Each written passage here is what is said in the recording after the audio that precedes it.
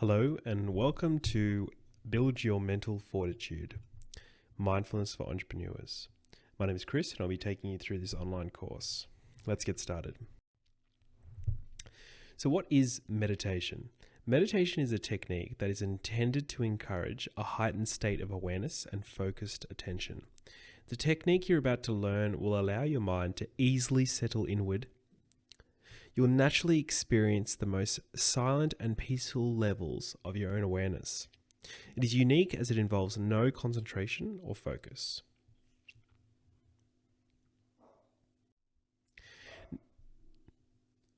So what are some myths about meditation? And what is it not? There is nothing essentially religious about the meditative practice, essentially meaning you can practice it without needing to believe in anything in particular. Similarly, as doing yoga does not mean you're a yogi. Although most religions do have some form of meditative tradition, whether it's through prayer, etc. There's nothing ritualistic, like burning incense or sage or wearing certain clothes or having to be in a place of worship or a special place. There are no religious ties. You can practice this in whatever setting you feel comfortable. A couple of misconceptions are it takes months or years to get any benefit. You can literally experience the benefits from your first meditation onwards, physically and mentally. Noticing the change in your body and mind once you do, and you will tune into it. Another misconception is I am worried I'll abandon my job and become a monk. You can rest assured you won't naturally become a monk. You'll have an increasing desire to move towards your goals with more passion and purpose over a period of sustained time. But unless you want to become a monk and that's your deep, deep desire, then I don't think you'll naturally become a monk. You can rest assured you won't.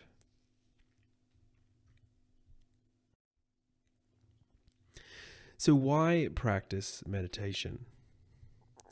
So meditation can lead us to experience greater levels of creativity by allowing us to take advantage of our brain's neuroplasticity and effectively rewire it to enhance things such as concentration, focus, and memory. There are obvious health benefits to meditation.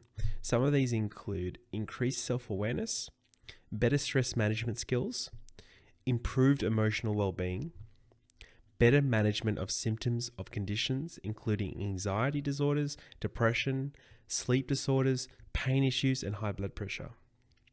Improvement in working memory and fluid intelligence, and changes in different aspects of attention.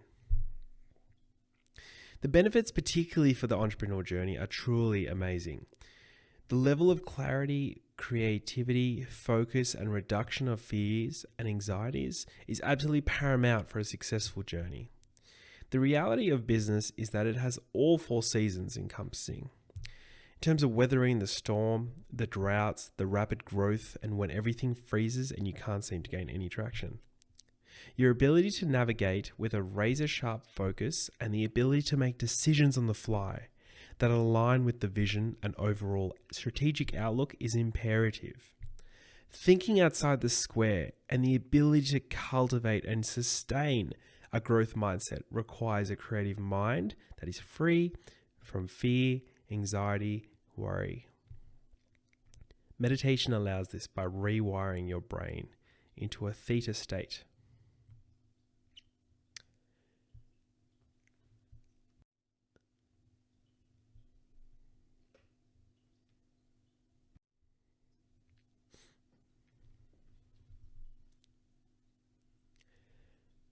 So what happens in your brain during a meditation?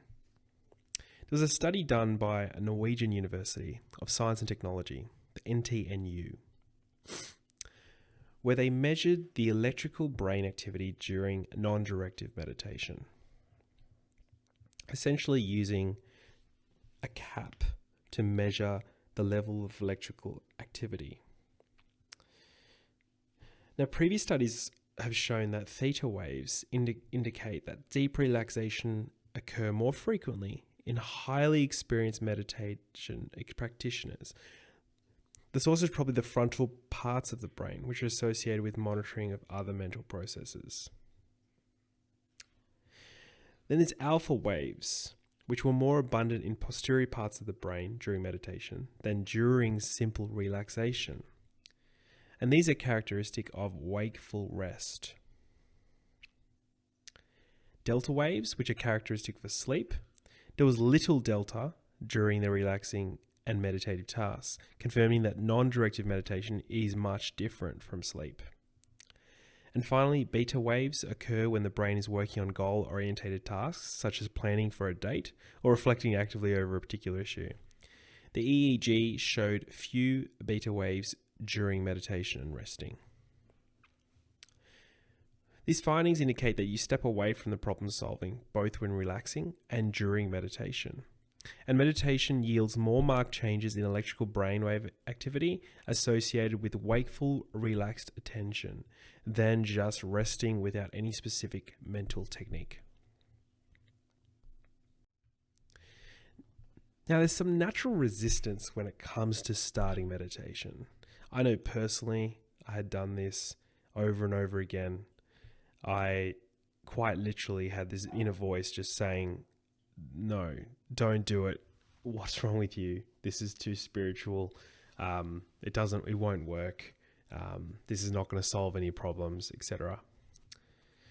And what's common is with any new practice, especially something so simple, it can create massive resistance internally.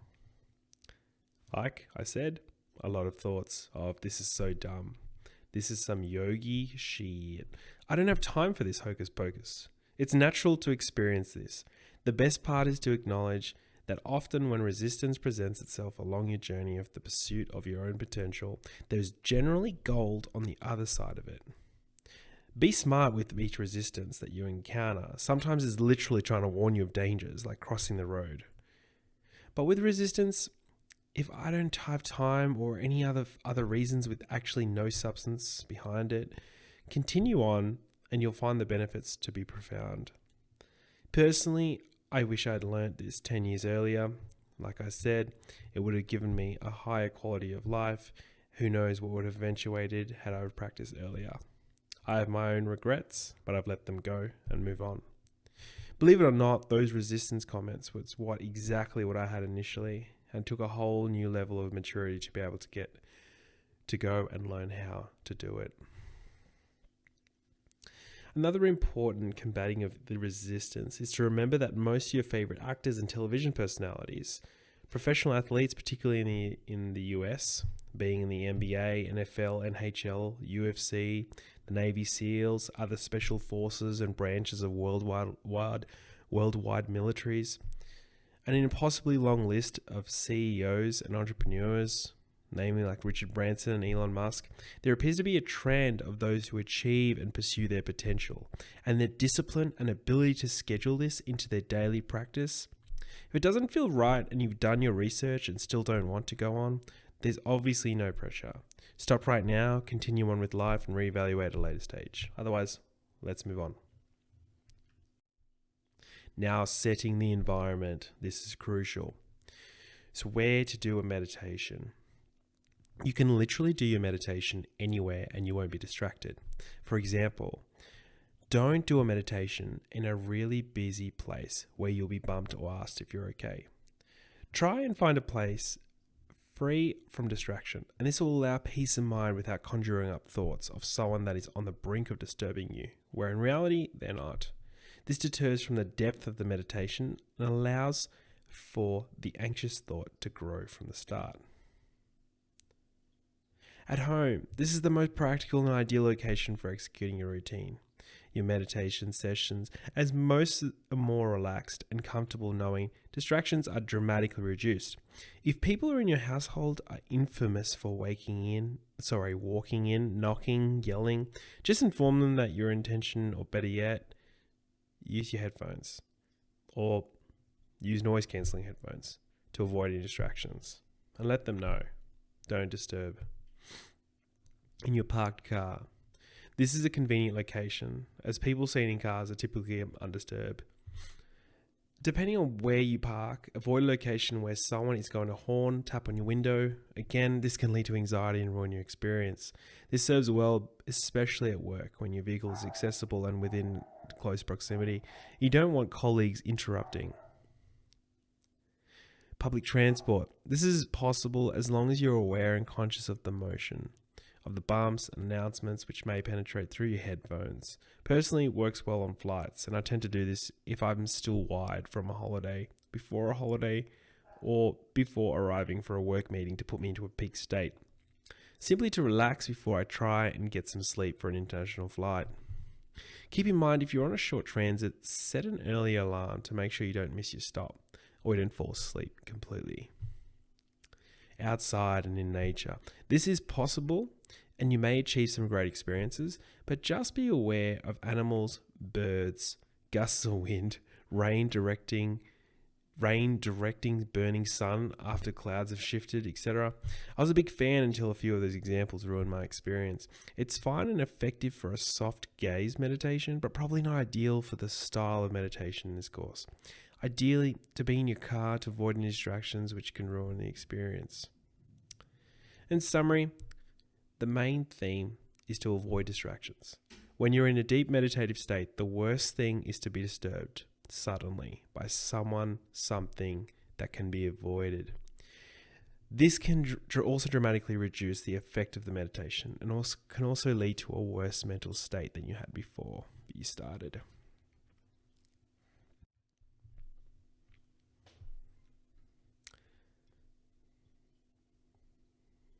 The distractions. Just make sure your phone is always on silent or do not disturb, or even off. Headphones, like we mentioned, wear them to avoid the outside world noises and so that you're in a controlled environment. And inform people in your home, on your workplace, or whoever is applicable, do not disturb.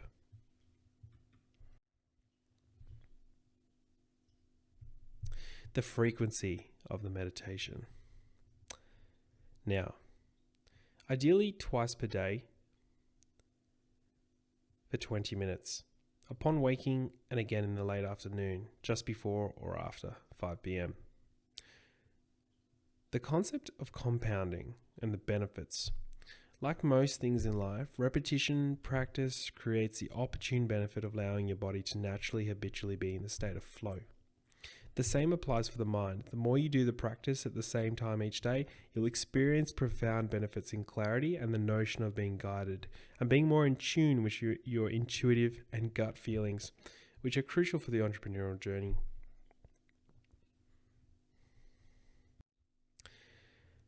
Avoid the following. Avoid lying down, especially in bed, as this can cause you to go naturally into a sleep state due to the association with the bed. Also avoid eating something heavy beforehand, like try maybe half a banana or a couple apple slices, or essentially something small to avoid the digestive system going into overdrive. Determining your mantra. Attached is a spreadsheet, which you essentially input your date of birth in order to determine your personal mantra. Keep in mind, as you age, the mantra adjusts and changes, so just keep in the back of your mind, so if you ever need to adjust it, you can. The mantra is the word attributed to your age under the meditative technique, transcendental meditation. You don't have to worry about breath in this technique or focusing on the breath. The mantra meditation is meant to just be an easy and natural way to have your body shift into the most opportune state by literally focusing on the mantra, that one word. Executing the meditation, putting it all together. Begin by setting a timer or a reminder on your phone or an alarm for 20 minutes for duration. A hot tip, adjust the style of tone so it's not abrupt and not going to completely shock your system as you come back to reality.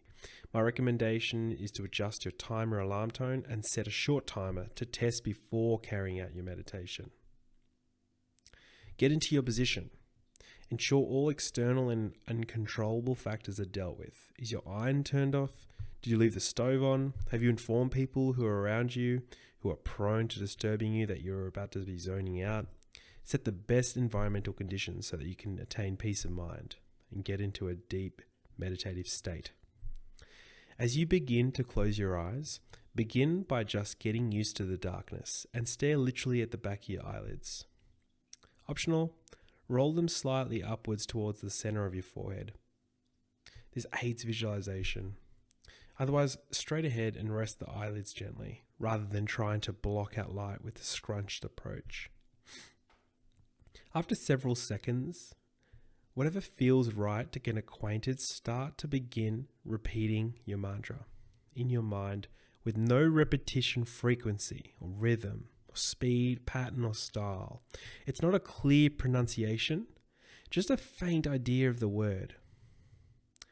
It's optional. If it helps, it may assist initially with seeing your word being written in the mind's eye in front of you. And you can just focus on that throughout. Keep in mind that the mantra allows you to come back to this, to avoid being magnetized towards a thought. When you become aware that you're not thinking the mantra, then slowly transition back to it. At times, the mantra can naturally change in different ways or become slower, louder, softer, clearer, fainter. And pronunciation may adjust, lengthen, shorten, or even just appear distorted, or not change at all. In every case, take it as it comes and try not to anticipate or resist the change. Just try and surrender and let go. Sounds complicated, but it's best to practice meditation and gradually build up confidence in executing it and form it part of your daily routine.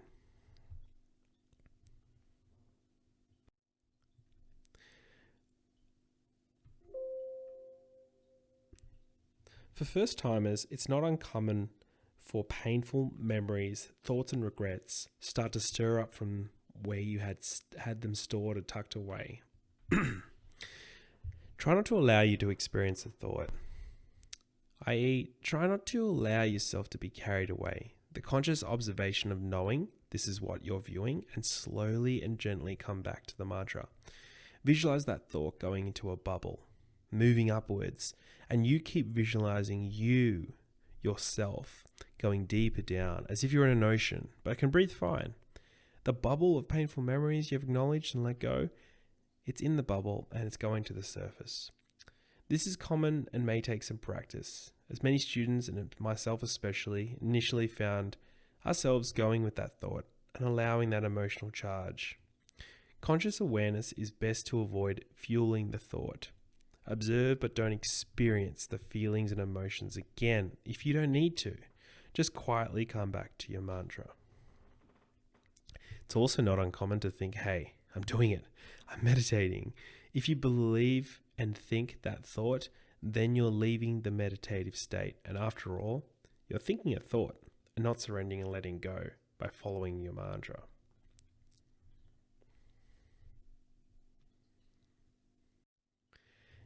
So what to expect?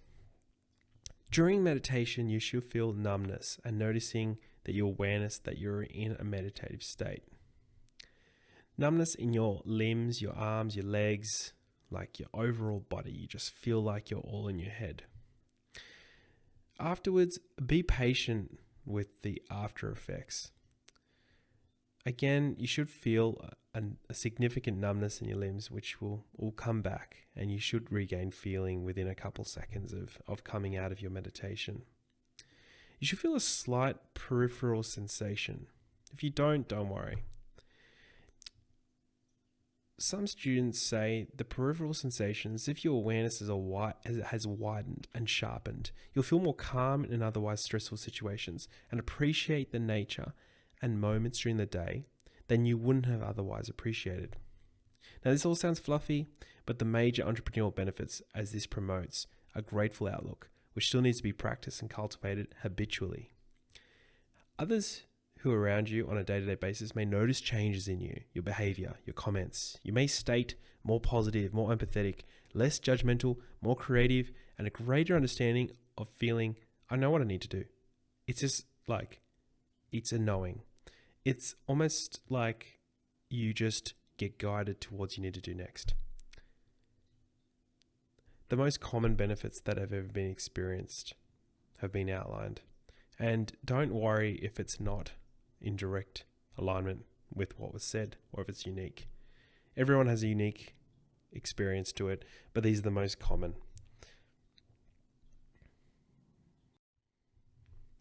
Now, some resources and some tips. Journaling. After each meditation, it's the most opportune time to begin a short period of journaling, if you haven't already. There are apps and web applications with journal systems that let you record and access it anywhere. Otherwise, your notes on your phone or a physical diary, record your thoughts and ideas to to-do items, inspired thoughts in the moments after coming out of your meditation. Trust what you feel guided to. If it feels right, schedule it. Take action on it. If you ever lose your way, I find it beneficial to look over your journal and review what was working and what was not.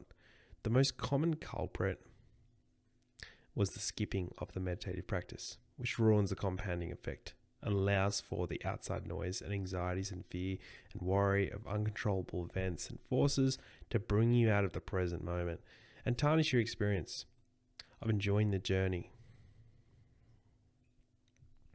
Now, an optional method is to use some background music to play during your meditations, which can be aided with sometimes just drown out your focus on the mantra, but ultimately will assist if you're struggling to come back to the mantra once you're following a thought down a rabbit hole. Do your research and find one that works for you. And headphones, noise cancelling, if you need them. I love them. I recommend them. Now, I hope you found this beneficial, and if you have any queries, please don't hesitate to reach out and email me, chris@profitableguidance.com. Peace out. Good luck.